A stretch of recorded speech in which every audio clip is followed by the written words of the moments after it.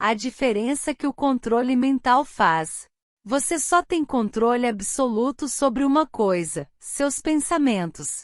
Esse é o fato mais significativo e inspirador que se conhece. Reflete a natureza divina do homem. Essa prerrogativa divina é o único meio pelo qual você pode controlar seu destino. Se você não conseguir controlar a mente, esteja certo de que não pode controlar mais nada.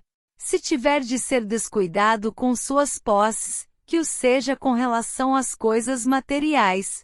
A mente é sua propriedade espiritual.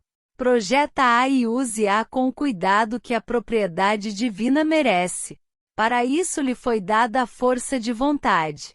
Infelizmente não há proteção legal contra os que intencionalmente ou por ignorância, envenenam a mente alheia por sugestão negativa.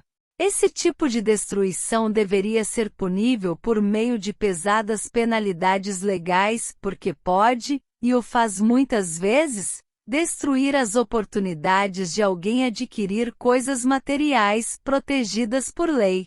Homens de mente negativa tentaram convencer Thomas A. Edison de que não saberia construir a máquina capaz de gravar e reproduzir a voz humana, porque argumentavam: ninguém tinha jamais produzido tal máquina. Edison não lhes deu crédito.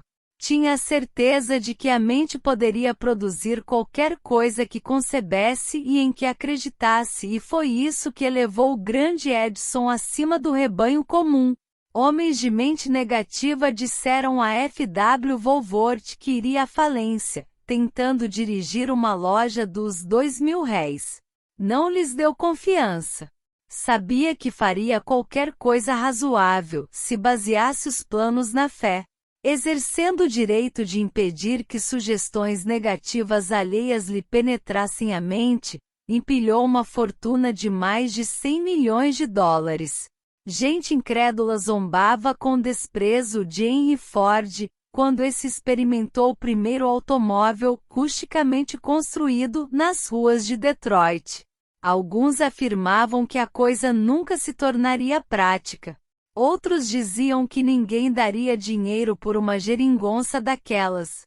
Ford proclamou: cercarei a terra de automóveis seguros. Foi o que fez. Para beneficiar os que procuram vastas riquezas, que seja lembrado que a única diferença entre Henry Ford e a maioria dos que trabalham é essa: Ford tinha mente e controlava-a. Outros as têm, mas não tentam controlá-la. Controle mental é resultado de autodisciplina e hábito. Ou você controla a mente ou ela o controla. Não há meio termo. O método mais prático de controlar a mente é o hábito de manter-se ocupado, com propósito definido, apoiado em um plano definido. Estude a história de qualquer homem que tenha alcançado sucesso notável e observará que ele tem controle sobre a mente, além de exercer o controle e dirigi-lo para a realização de objetivos definidos. Sem esse controle, o sucesso não é possível. Você usa esses álibis? As pessoas que não obtêm êxito possuem um traço em comum. Conhecem todas as razões do fracasso e têm o que acreditam ser álibis incontestáveis para explicar sua falta de realizações. Alguns dos álibis são inteligentes e há os que se justificam pelos fatos. Mas álibis não servem de dinheiro. O mundo só quer saber de uma coisa: você alcançou sucesso? Um analista de caráter compilou uma lista dos álibis mais comumente empregados. Ao ler a lista, examine-se cuidadosamente, determinando quantos deles são propriedade sua. Lembre-se também que a filosofia apresentada nesse livro torna qualquer desses álibis obsoleto.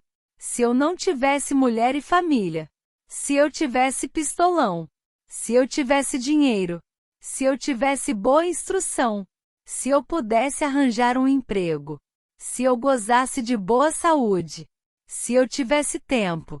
Se os tempos fossem melhores. Se os outros me compreendessem. Se as condições que me cercam fossem diversas. Se pudesse viver minha vida novamente. Se eu não temesse o que eles diriam. Se me tivessem dado uma oportunidade. Se eu tivesse agora uma oportunidade.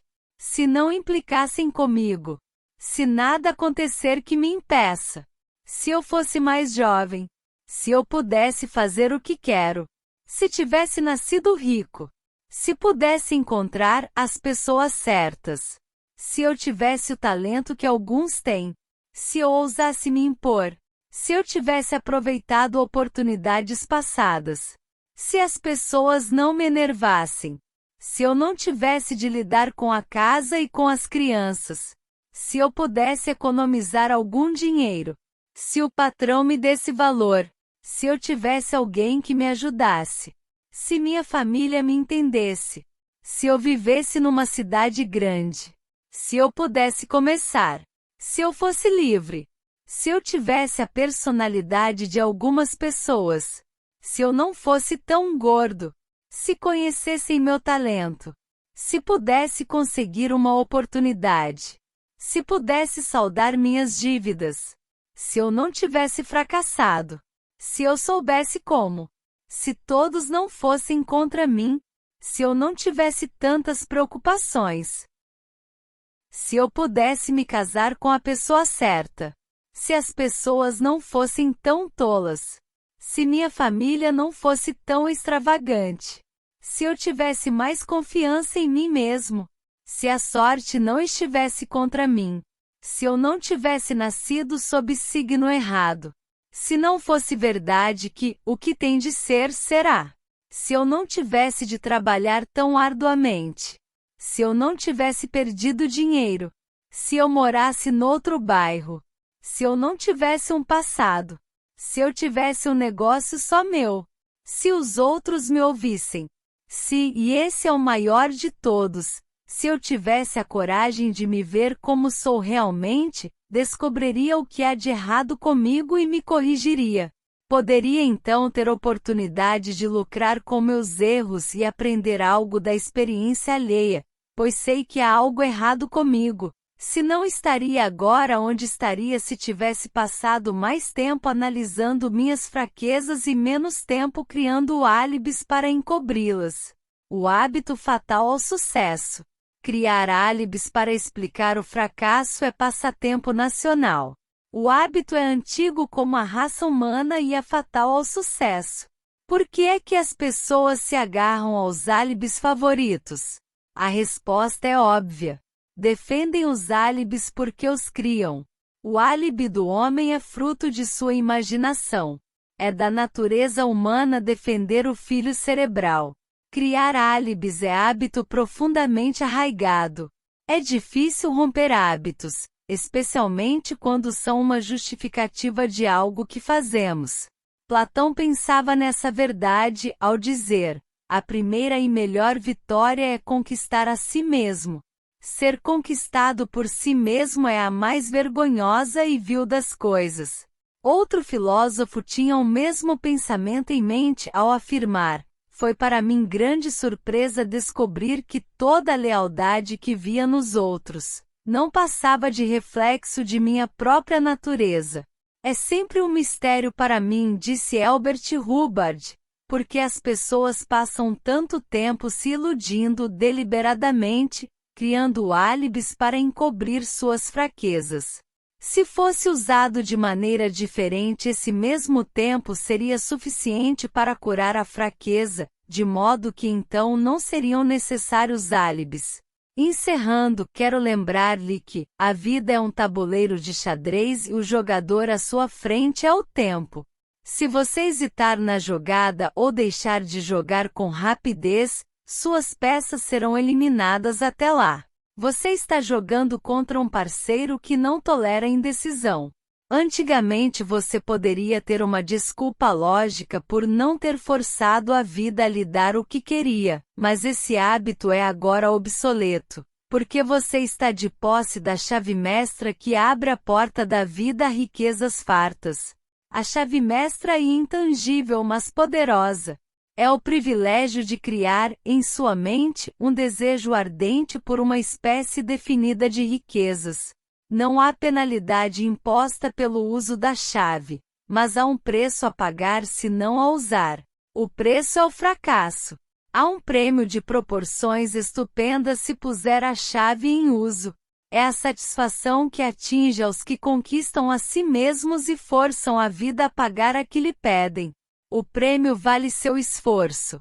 Você vai começar e se convencer? Se tivermos afinidade, disse o imortal Emerson, encontrar-nos-emos.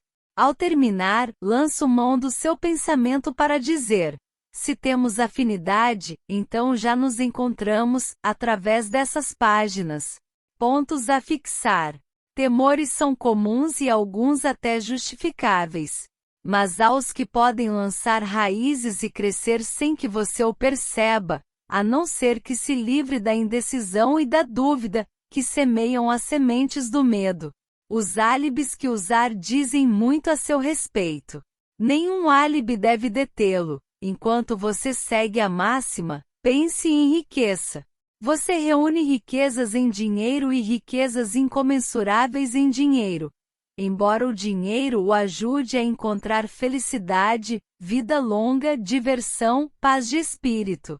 O mais valioso de todos os tesouros, a boa saúde, pode ser seu se dominar o medo e se livrar das doenças que pode trazer. Os mais deslumbrantes tesouros estão à sua espera, para que estenda as mãos e os alcance. O homem sem temor vence nos horizontes longínquos.